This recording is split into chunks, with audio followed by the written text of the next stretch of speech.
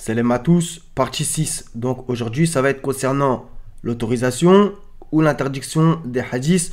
On va voir ça dans deux livres. Donc je t'invite à regarder la playlist que je te mets en dessous dans les commentaires. Donc dans ce livre, on va commencer tout de suite à la page numéro 16. Donc, dans son Sahih, Muslim rapporte d'après Abu Saïd al-Khudri que le messager d'Allah aurait soi-disant dit « N'écrivez rien de moi, que celui qui a écrit de moi autre chose que le Coran l'efface. » On va voir d'autres choses. Dans ce livre, on va voir que justement, il parle de ce hadith à la page numéro 68. Donc du coup, vous allez voir un truc intéressant. Donc, je vous le montre. C'est là où c'est en vert. Donc justement, ça répète le même hadith. N'écrivez rien de moi, que celui qui a écrit de moi autre chose que le Coran l'efface. Et regardez ce qui est écrit après. Ce hadith est défaillant. Comme l'affirmèrent le prince des croyants dans le hadith, Abu Abdallah al-Bukhari et d'autres, en raison du fait que la chaîne de transmission s'arrête à Abu Saïd. C'est quand même incroyable.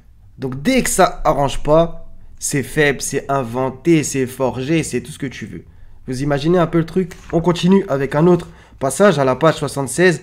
Il est rapporté de Omar qu'il emprisonna Ibn Mas'ud, Abu al-Darda et Abu Dhar parce qu'ils rapportaient des hadiths du messager d'Allah.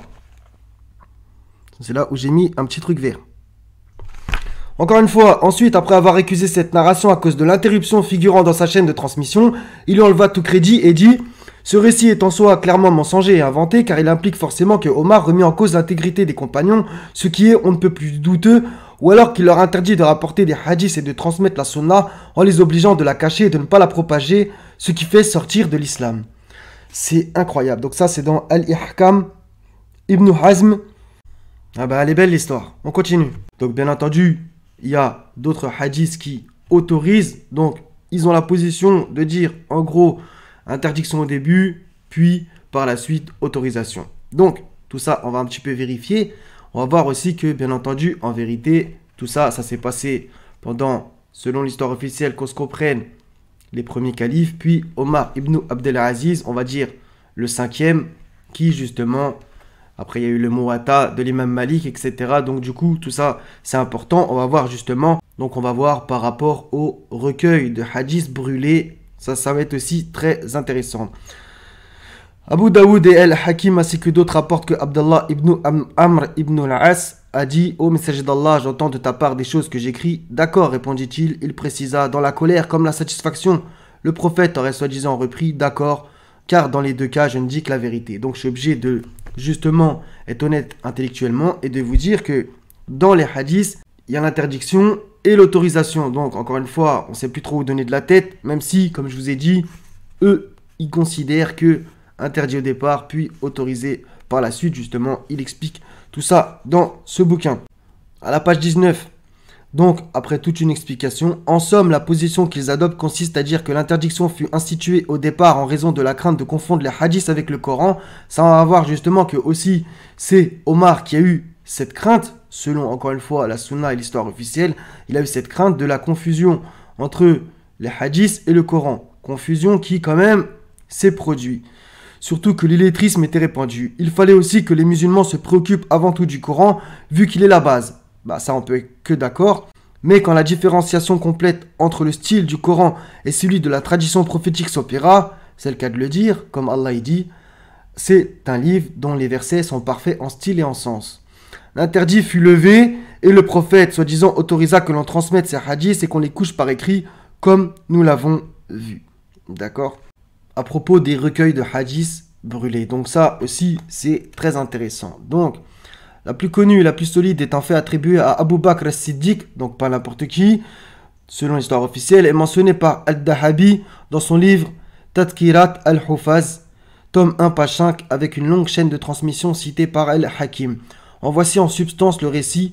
Aïcha aurait soi-disant rapporté « Mon père rassembla des hadiths du messager d'Allah et en collecta 500. » Donc mon père, le père de Aïcha, selon la tradition, c'est Abu Bakr justement.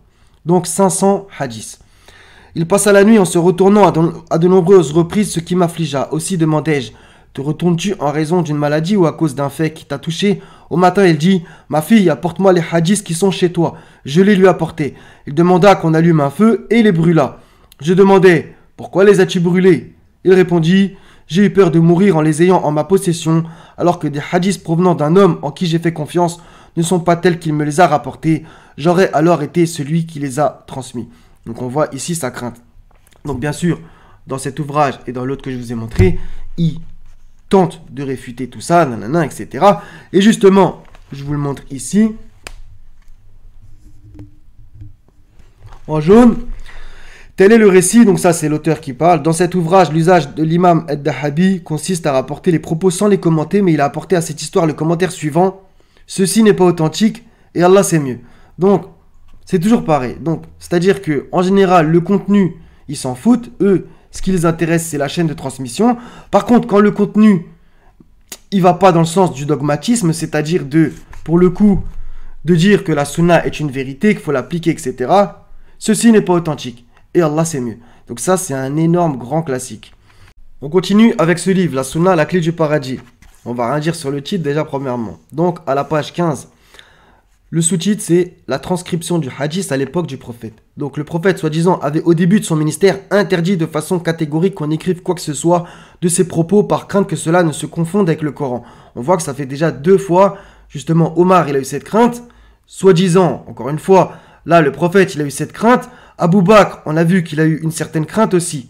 Donc, mais par la suite, lorsque ses compagnons eurent bien saisi la distinction entre le Coran et les hadiths, il a permis à ceux qu'ils voulaient d'écrire ces hadiths. Cependant, cette transcription du hadith était plutôt négligeable et aucune copie authentique ne nous est parvenue de ses compagnons.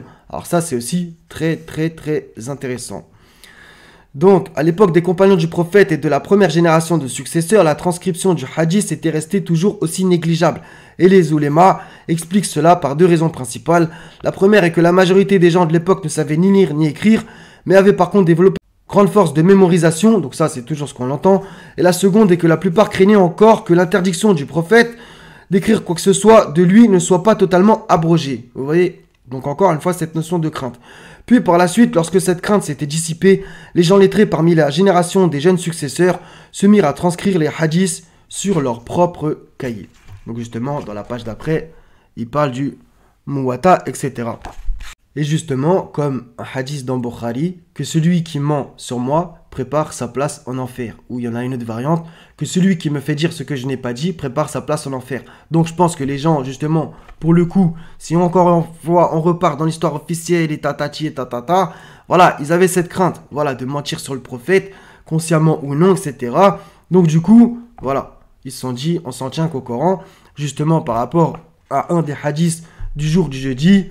Voilà, soi-disant le prophète, il dit « Apportez-moi de quoi écrire, etc. » Et Omar aurait dit « Nous avons le livre d'Allah, il nous suffit. » Ainsi que par exemple, le fameux dernier serment, soi-disant, de Mohammed, etc. Voilà, de s'accrocher au Coran, à la Sunna, mais il y a plusieurs variantes. Le Coran et sa famille, ou le Coran tout court, etc. Donc justement, là, ça va être encore hadith faible, hadith pas faible, bref, c'est comme d'habitude. Donc du coup, tout ça, on voit qu'il y a pas mal de problèmes. Donc dans la page où c'est marqué au stabilo, mettez sur pause. Donc soi-disant, Abu Huraira aurait rapporté que le prophète aurait soi-disant dit « Je vous ai laissé 2 choses qui vous éviteront de vous égarer, le livre de Dieu et ma sunna, etc. » Du coup, vous voyez qu'il y a d'autres variantes. Et en dessous, il y a bien écrit les 3 versions que l'auteur a citées et que nous avons résumées ainsi, vu la ressemblance dans leurs énoncés, sont toutes faibles. D'accord? Donc là, pour le coup, ils l'ont affaibli, alors qu'en vérité, ça les arrange. On retrouve ça aussi dans Riyad al-Salihin, etc. Donc, on va voir encore d'autres choses. Donc là, on est sur un site, Islam Web, etc. Donc, du coup, quelle est l'explication du hadith? Transmettez de ma part ne serait-ce qu'un seul verset. Donc ça, c'est bien un hadith. Donc en vérité, là, quand vous le lisez, vous l'entendez, vous vous dites, transmettez de ma part ne serait-ce qu'un seul verset. Ok? Regardez un peu l'explication. Ça va être incroyable. Donc, rapporté entre autres par Bukhari. Elle signifie que le musulman a l'obligation de transmettre les versets coraniques. Jusqu'ici, tout va bien, mais l'important, c'est pas la chute, c'est l'atterrissage. Et les hadiths qu'il a eu la chance de connaître à toute personne qui n'en a pas eu cette chance. Franchement. Al-Mubarak Fouri a dit « Transmettez de ma part » signifie « Faites parvenir de moi ne fût-ce qu'un court verset coranique. » Point. Ceci inclut aussi la transmission des hadiths. Et franchement, c'est une blague. C'est franchement une blague. Donc c'est comme si quelqu'un te dit ramène-moi une vache et tu lui ramènes un serpent. C'est quand même incroyable. On va voir encore une dernière chose. Donc, on passe au Muwatta. Donc, édition Maison des Nours, volume 1, à la page 17. Je vous le montre. Ce que j'ai mis en jaune surligné. Outre le fait que le Muwatta se distingue par l'authenticité de ses hadiths, il s'avère être l'un des premiers ouvrages composés dans ce domaine. Nous savons que Omar ibn al-Khattab voulut consigner par écrit la sunna prophétique et qu'il consulta à ce propos certains compagnons, lesquels approuvèrent son idée. Toutefois, il revint sur sa décision, de craindre que la sunna ne soit confondue avec le livre de Dieu. Les compagnons n'écrivaient pas les hadiths, mais les transmettaient plutôt de mémoire, à l'exception de ce que rapporte Al-Bukhari, d'après Abu Huraira, dans le Kitab al-Ilm. En effet, celui-ci relate « Aucun compagnon du prophète n'a apporté autant de hadiths que moi, si ce n'est Abdallah ibn Amr. Il l'écrivait et moi pas. » On va encore prendre un autre hadith dans Bukhari. Donc, dans Bukhari, édition Dar al-Kutub al-Ilmiya, volume 4, page 548, hadith 5022. Je vous le montre. Où est-ce que c'est surligné? Donc, je le récite souvent, mais bon. Dans le hadith, j'ai interrogé Abdullah ben Abi Awfa en lui disant: est-ce que le prophète avait fait un testament? Abdullah dit non. Je dis: et comment donc a-t-on prescrit aux gens le testament? On leur ordonne l'ordre de l'observer sans que lui ne fasse un testament. Abdullah dit: il avait testé de suivre le livre d'Allah, donc le Coran. On continue. Donc dans Riyad al-Salihin, à la page 104, je vous montre. À propos du sermon, etc., je laisse après moi deux choses de grand poids. D'abord, le livre de Dieu contenant la bonne direction et la lumière. Pratiquez ses enseignements et accrochez-vous à lui. Il exhorta alors les gens à respecter les enseignements du livre de Dieu et les poussa à l'aimer. Donc c'est parfait. Puis il leur dit: les membres de ma famille, etc. Donc après il y a écrit plus loin: les familles de Ali, de Aqil, de Ja'far et de Abbas, etc. Bref, moi c'est pas cette version qui m'intéresse, c'est l'autre. Dans une autre version: attention, je vais laisser après moi parmi vous deux choses de grand poids. L'une d'elles est le livre de Dieu et c'est la corde de Dieu. Celui qui le suit sera sur la bonne voie et celui qui le délaisse sera dans l'errance. Donc c'est ce petit hadith tout en bas. Etc. Donc globalement on a fini. Donc résumé, voilà. Autorisation, interdiction, etc. Maintenant, avec tous les éléments que tu as, ce sera à toi de faire ton propre avis. Bref, en vérité, on devrait revenir au Coran, les choses seraient plus simples. Voilà, venir à une parole commune. Mais bon, les gens préfèrent la contradiction, les ceci, les cela, oui, mais l'homme a dit que, ouais, etc. Dieu, il a fait descendre un livre du ciel, on s'y accroche, c'est l'anse la plus solide, et point barre. Voilà, donc les choses sont quand même simples dans un sens, et l'homme complique toujours la chose. Soyez tous bénis en paix, à la prochaine, Inch'Allah, Salam. Et paix sur les envoyés et louange à Allah, Seigneur des mondes.